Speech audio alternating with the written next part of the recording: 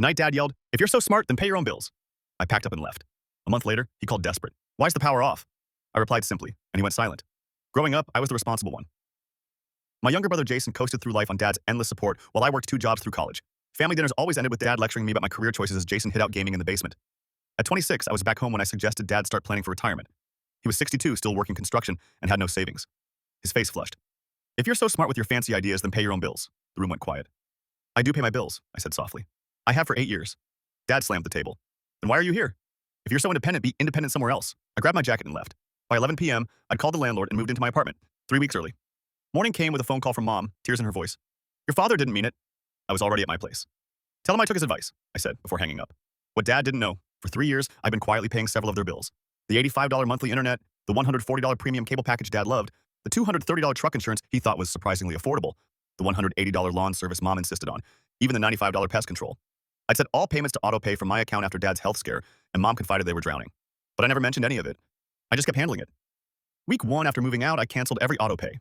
Internet, cable, insurance, lawn service, pest control, even Dad's hunting magazine. If I'm paying my own bills, I'm paying only my bills. Week 2, Jason texts. "Wi-Fi's out. Dad's losing it. Can you call the company?" I typed back, "Not my bill, not my problem."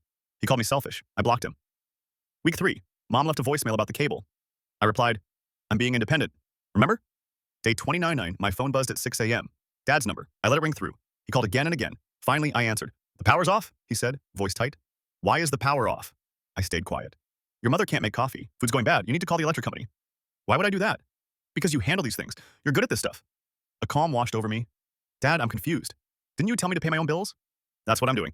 "Those aren't my bills anymore?" Silence. "Then, what do you mean anymore? For 3 years, I've been paying your internet, cable, truck insurance, lawn care, pest control, and apparently electricity was included. You told me to be independent, so I am." More silence. I heard Mom in the background. "What's he saying? What's happening?" Dad's voice came back smaller. "Son, we didn't know. You never said, you never asked. You just assumed I was the screw-up who needed your wisdom on bills. We need those things back on. Then pay for them. We can't afford all this right now." And there it was. The truth neither wanted to face. "You told me to pay my own bills. I'm doing exactly that. You're on your own now." I hung up. Next day, Jason showed up at my door. "You really going to let them suffer?" "I'm letting them be adults," I said. "The same thing Dad demanded from me." Jason tried the guilt trip, the family angle.